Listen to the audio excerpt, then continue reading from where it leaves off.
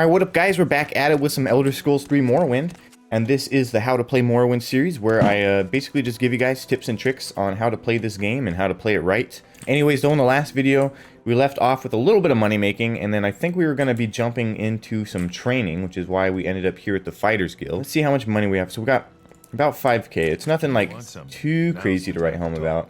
But let's see what we have going on here as far as skills go.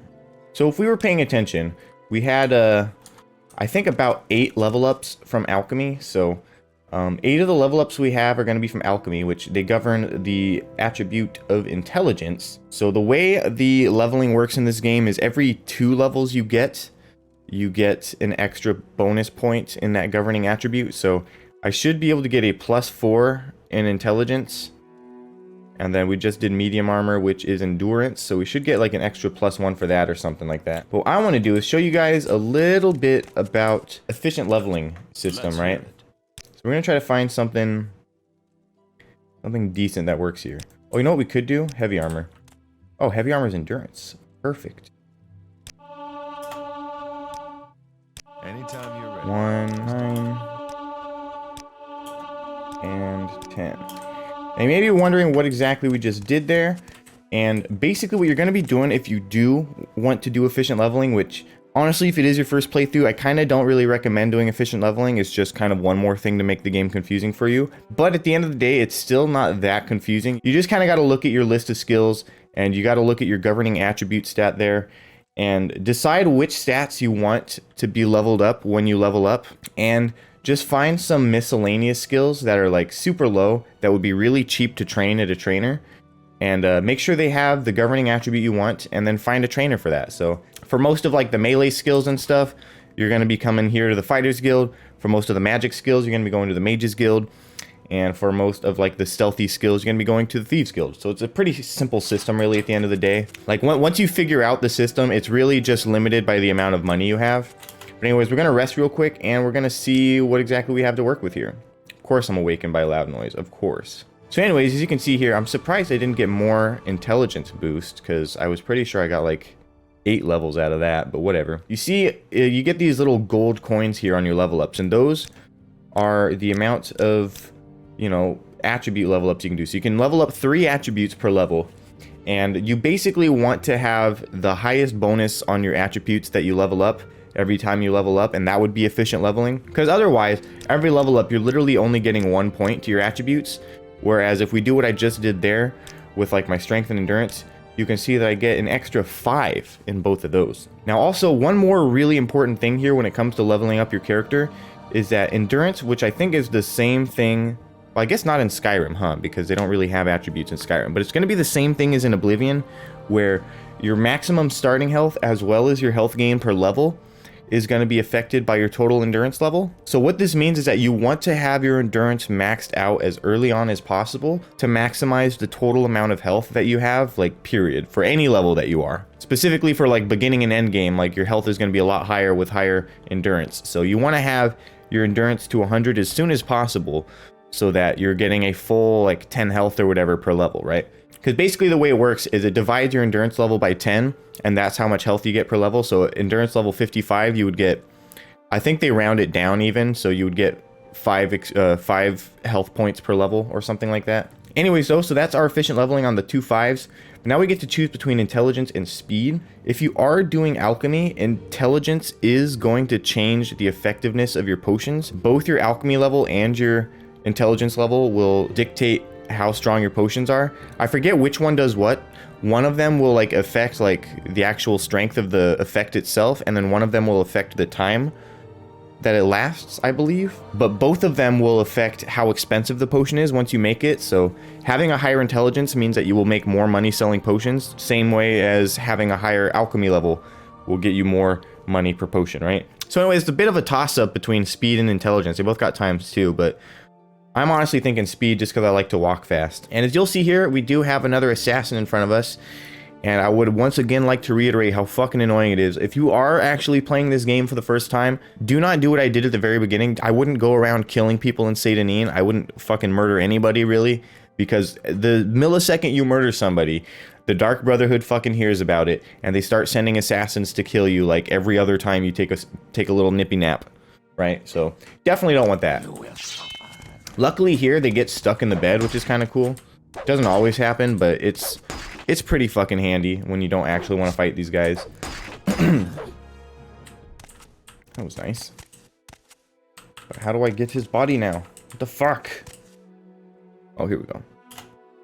Oh shit. He actually dropped the ebony dart finally. Basically, the way it works is if you manage to kill these guys before they throw their dart at you, not only do you get the expensive outfit to sell, but you do also get a $2,000 ebony dart, which they have every single time, by the way. Like, they will always have an ebony dart. It's never anything different. So you're pretty much guaranteed about 5,000 gold per assassin you kill, maybe a little bit more. I forget exactly what the number is. It might be more like 6,000. But anyway, that was a quick little look at efficient leveling there. We're gonna head back to Caldera to sell some of this shit. But before we do, I want to talk about another really important thing about the different factions. So not only are they just good for some like early level quests and training and that type of stuff, but they actually also have an equipment chest in every single guild. So your fighters guild is going to have an equipment chest that has things like health potions and fatigue potions, and these restock every single week. So not only does every single guild location, like per city, have a box that has these, but each one of those boxes will replenish every week. So I forget how many like fighters guild and thieves guild and stuff there are. I think there's probably like at least 5 of each. So if you go town to town ransacking the guild equipment chests, well, I mean, as far as the cheap potions go, you can get basically 50 cheap restore health potions per week from the different fighters guilds. Again, for the fatigue potions, you get 50 standard restore fatigue, and there's only 5 of the standard restore health, so you'd get like, my math really that bad? 25 total every week. You can definitely use alchemy for making potions, which we'll get to that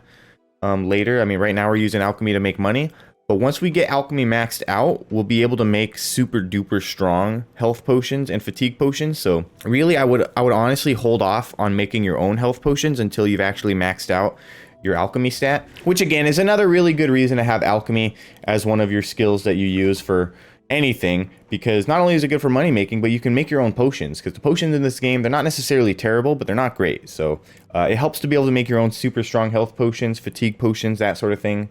Definitely, for sure. And then the other thing too is they're going to have armorer's hammers,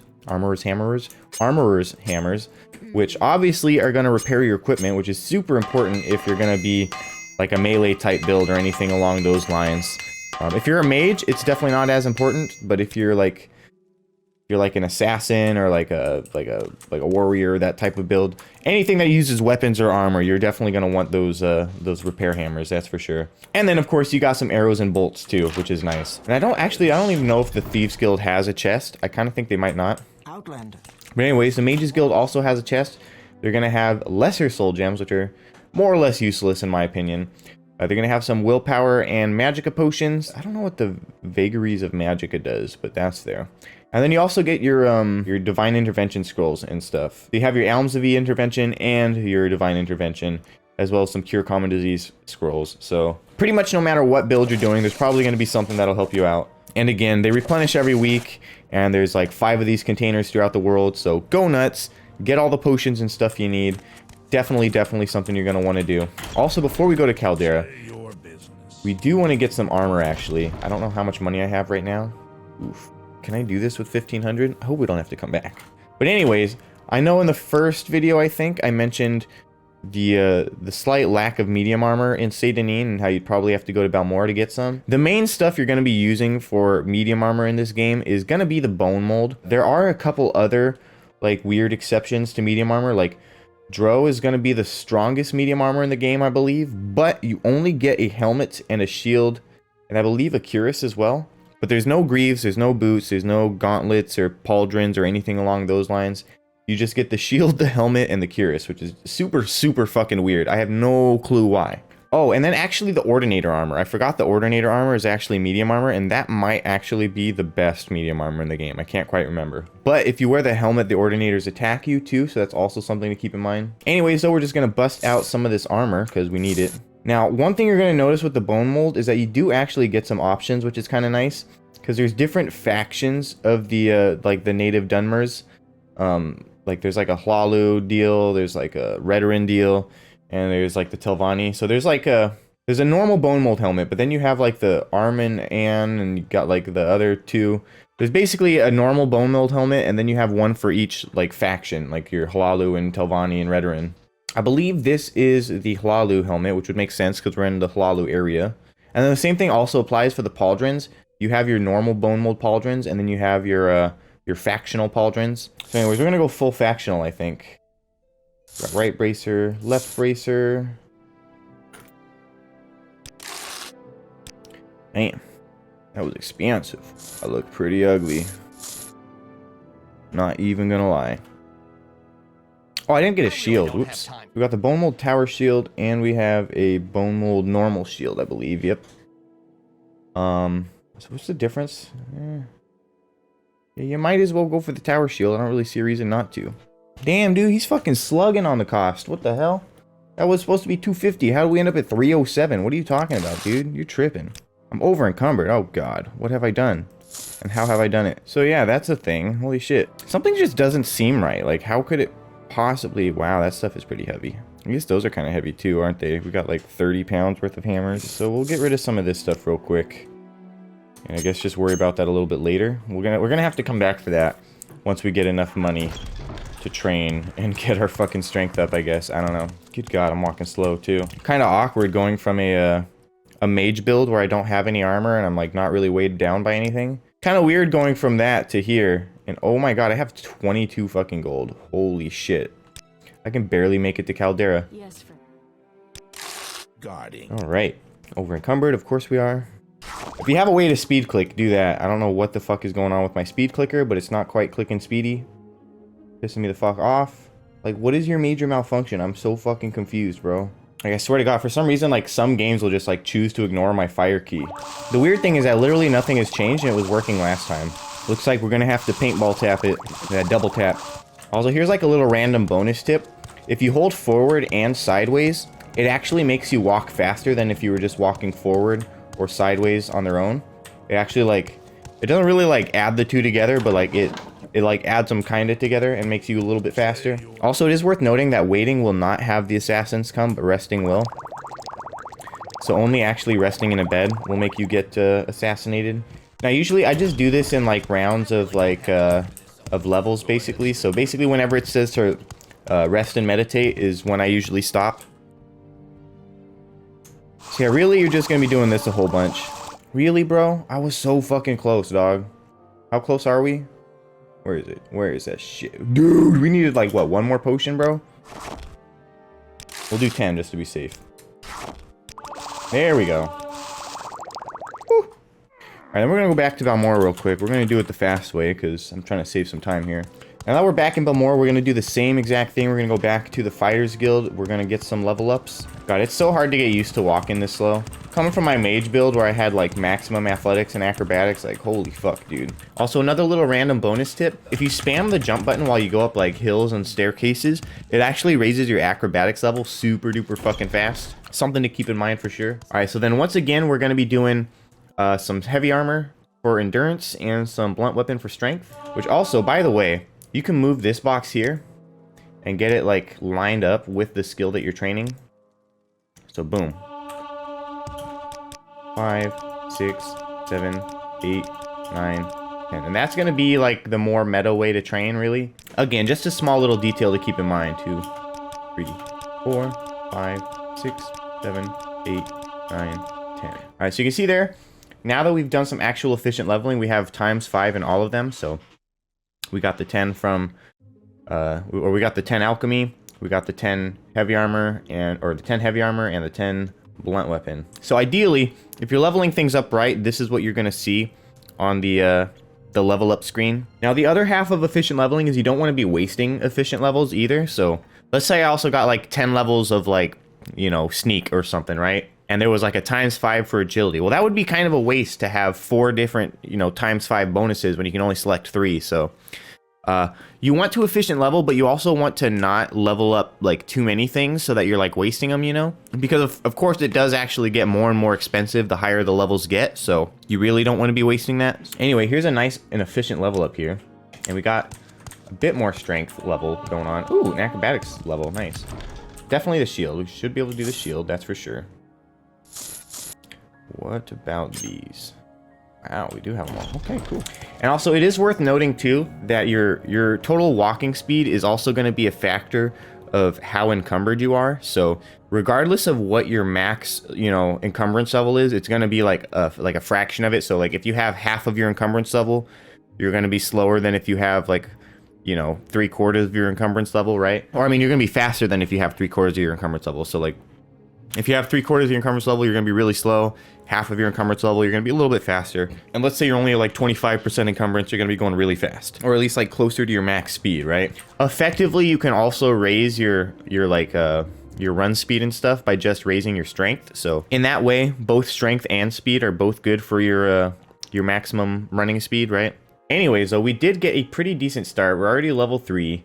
We've gotten a few level ups. We've we haven't really leveled up our long blade as much as I would have liked, to be completely honest, especially since like my blunt weapon is catching up. But at this point, you could probably actually start looking at oh, she does long blade and she can't even do it. Oh, above its governing attribute, huh? How nice. That's the other thing too. You can't actually train stuff above its governing attribute. So like with your endurance at 60, like the max you could train your heavy armor to using trainers would be 60. Like you could still train it naturally higher than that, but the game won't let you use trainers to train it higher than your governing attribute, which is fair. Like they got to limit it somehow, right? Because it seems pretty unlimited in this game, but it's not. Trust me, it's not. There's a very small limit. But yeah, like I was saying, at this point, you could probably start to consider doing some quests.